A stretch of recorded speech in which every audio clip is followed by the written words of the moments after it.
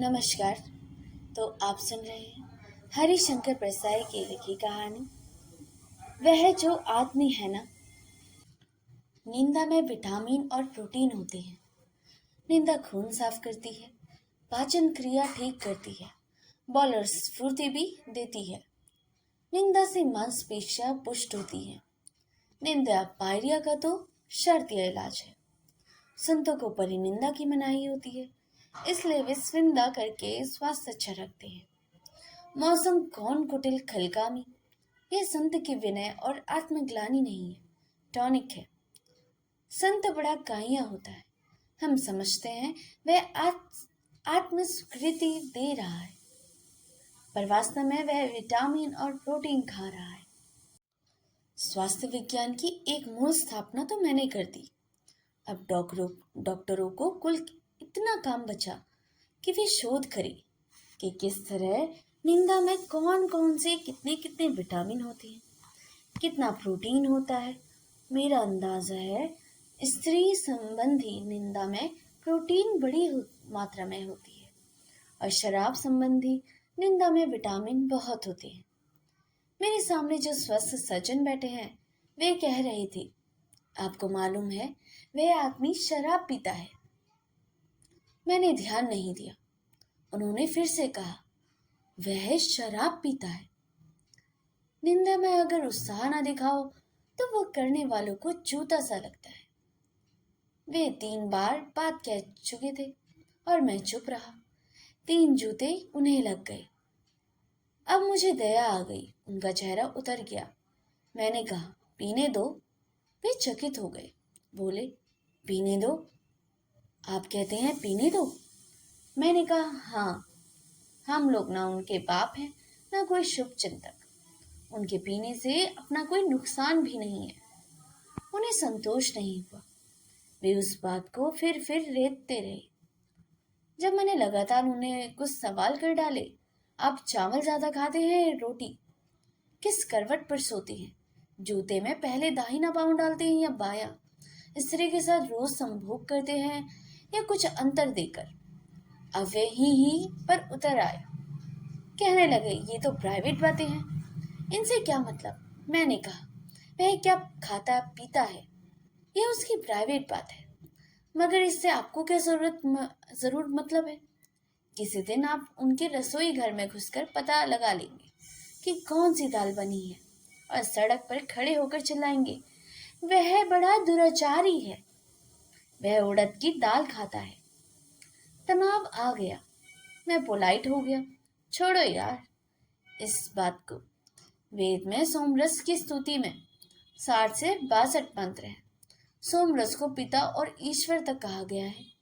कहते हैं, तुमने मुझे अमर बना लिया। यहाँ तक कहा कि अब मैं पृथ्वी को अपनी हथेलियों में लेकर मसल सकता हूँ। ऋषि को ज्यादा चिढ़ हो गई होगी। चेतन को दबाकर राहत पाने या चेतना का विस्तार करने के लिए सब जातियों के ऋषि किसी मादक द्रव्य का उपयोग करते थे। चेतना का विस्तार, हाँ, कई की चेतना का विस्तार देख चुका हूँ। एक संपन्न सज्जन की चेतना का इतना विस्तार हो जाता है कि वे रिक्शे वालों को रास्ते में पान खिलाते हैं, सिगरेट पिलाते हैं और फिर दुगने पैसे देते हैं। पीने के बाद वे प्रोलोतारियत हो जाते हैं। कभी कभी रिक्शे वालों को बिठाकर खुद रिक्शा चलाने लगते हैं। वे यूं भी भले आदमी हैं, पर कुछ मैंने ऐसे भी देखे हैं जो होश में मानवीय हो ही नहीं सकते। मानवीयता उन पर रम के किक की तरह चढ़ती उतरती रहती है। उन्हें मानवीयता की फिट आती है, मिर्गी की तरह। सुना है मिर्गी जूता सूंघने से उतर जाती है। इसका उल्टा भी होता है। किसी किसी को जूता सुखाने से मानवीयता का फिट भी आ जाता है। यह नुस्खा भी आजमाया हुआ है। एक और चेतना का विस्तार मैंने देखा था। एक शाम रामविलास शर्मा के घर हम बैठे हुए थे। आगरा वाले रामविलास शर्मा नहीं, वे तो दुग्ध पान करते हैं और प्रातः समय की वायु का सेवन करता सुजान होते हैं। यह रोडवेज के अपने कवि रामविलास शर्मा है। उनके एक सहयोगी जी चेतना का विस्तार कुल 1.5 पैक में हो गया। और वे अंग्रेजी बोलने लगे। कबीर ने कहा, मन मस्त हुआ। तब क्यों बोले? यह क्यों नहीं कहा कि मन मस्त हुआ तब अंग्रेजी बोलो? नीचे होटल से खाना उन्हीं को खाना था। उन्होंने कहा, अब इन्हें मत भेजो, ये अंग्रेजी बोलने लगे। पर उनकी चेतना का विस्तार जरा ज्यादा ही हो गया। कहने लगे, नो सर, नो सर, आई शैल ब्रिंग ब्यूटीफुल मुर्गा। अंग्रेजी भाषा का कमाल देखिए, थोड़ी ही पड़ी है मगर खाने की चीज की खूबसूरत कर रहे हैं। वे भी खूबसूरत दिखा, उसे खा गई। वह भाषा के रूप में भी स्वाद देखते हैं। रूप देखकर उल्लास नहीं होता, जीभ में पानी आने लगा। ऐसी भाषा साम्राज्यवाद के बड़े काम की होती है। कहा, India is a beautiful country, और छुरी कांटे से इंडिया को खाने लगा।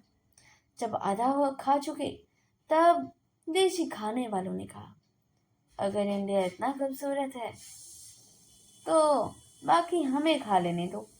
तुमने इंडिया खा लिया, बाकी बचा भारत तो हमें खाने दो। अंग्रेज ने कहा, अच्छा, हमें 10 लगने लगे हैं, हम तो जाते हैं, तुम खाते रहना। यह बातचीत सन 1947 में हुई थी। हम लोगों ने कहा, अहिंसक क्रांति हो गई है। बाहर वालों ने कहा, यह ट्रांसफर ऑफर पावर है, सत्ता का हस्तांतरण। मगर सच पूछो, यह तो ट्रांसफर ऑफ डिश हुआ ना। थाली उनके सामने से इनके सामने आ गई। वे देश को पश्चिमी सभ्यता के सलाद के साथ खाते थे, ये जनतंत्र के अचार के साथ खाते थे। और फिर राजनीति आ गई। छोड़िए, बात शराब की हो रही थी। इस संबंध में जो शिक्षाप्रद बातें ऊपर कही हैं, उन पर कोई अमल करेगा तो अपनी रिस्क पर। नुकसान की जिम्मेदारी कंपनी की नहीं होगी, मगर बात शराब की भी नहीं है। उस पवित्र आदमी की हो रही है जो मेरे सामने बैठा है। किसी के दुराचार पर चिंतित था, मैं चिंतित नहीं था, इसलिए वह नाराज और दुखी था। मुझे शामिल किए बिना वह मानेगा नहीं। वह शराब से स्त्री पर आ गया, और वह जो है ना, अमुक स्त्री, उसके अनैतिक संबंध है। मैंने कहा, हाँ, यह बड़ी खराब बात है। उसका चेहरा खिल गया, बोला, है ना? मैंने कहा, हाँ, खराब बात यह है कि उस स्त्री से अपना संबंध नहीं है। वह मुझसे बिल्कुल नाराज हो गया। सोचता होगा कैसा पत्थर आदमी है, यह कितने ऊंचे दर्जे के स्कैंडल में भी दिलचस्पी नहीं ले रहा। वह उठ गया और मैं सोचता रहा कि लोग समझते हैं कि हम खिड़की हवा और रोशनी के लिए बनवाते हैं, मगर वास्तव में खिड़की अंदर झांकने के लिए होती है। कितने लोग हैं जो चरित्रहीन होने की इच्छा मन के पाले में रहते हैं, मगर हो नहीं सकते, और निरे चित्र वहां होकर मर जाते हैं। आत्मा को परलोक में भी चैन नहीं मिलता होगा, और वह पृथ्वी पर लोगों के घरों में झांक कर देखती होगी कि किसका संबंध किससे चल रहा है। किसी स्त्री और पुरुष के संबंध में जो बात अरकती है वह अनैतिकता नहीं है, बल्कि यह है कि हाय, उसकी जगह हम नहीं हुए। ऐसे लोग मुझे चुंगी का दरोगा मालूम होते हैं। हर आते जाते ठेले को रोककर झांक कर पूछते हैं, तेरे भीतर क्या छिपा है? एक स्त्री के पिता के पास हितकारी लोग जाकर सलाह देते हैं, उस आदमी को घर में मत आने दिया करिए, वह चरित्रहीन है।